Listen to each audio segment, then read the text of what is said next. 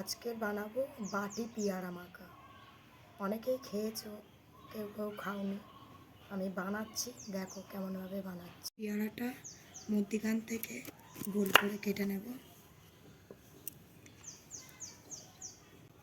মধ্যিখানে গোল করে কেটে নিচ্ছে। মধ্যিখানে ভিতরের এই শাঁসটা চামচ দিয়ে তুলে নেব। মধ্যিখানের এই শাঁসটা ভিতর থেকে চামচ দিয়ে তুলে নিচ্ছে। নিয়ে মধ্যিখানের এই শাঁসগুলো হয়ে গেছে।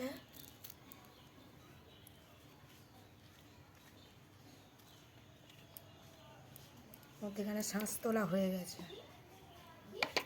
এবার এটা মাখাবো। মধ্যিখানে শাঁসগুলো তোলা হয়ে গেছে, দেখো বাটির মতন লাগছে। ভিতরের শাঁসগুলো তুলে নিয়েছি চামচ দিয়ে, এই বাটির মতন। এবার মশলা দিয়ে ভিতরের ওই শাঁসটা কীভাবে মাখছি দেখো। পেয়ারার শাঁসগুলো কুচি কুচি করে কেটে নিতে এবার মাখা বানাবো। বিট লবণ দিয়ে দিলাম জিরের গুঁড়ো, লঙ্কার গুঁড়ো দিলাম,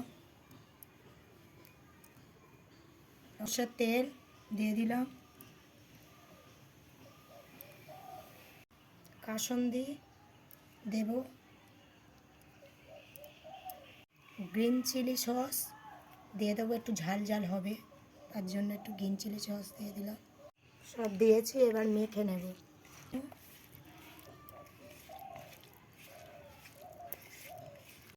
মাখা কমপ্লিট হয়ে গেছে। এবার বাটির মতন পেয়ারাগুলো লঙ্কা দিয়ে চারধারটা দিয়ে দেবো এইভাবে। পুরো বাটির মতন দেখতে লাগছে।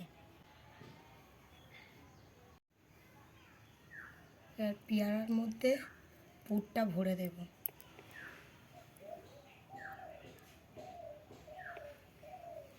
দেখো বন্ধুরা, পেয়ারা মাখা কমপ্লিট। এবারে টেস্ট করে দেখব কেমন হয়েছে। টেস্ট করে দেখো কেমন হয়েছে। টেস্ট করে দেখছে কেমন হয়েছে। দারুণ হয়েছে বন্ধুরা, একবার বাড়িতে বানিয়ে দেখবেন। ভালো লাগলে লাইক সাবস্ক্রাইব করে দেবেন।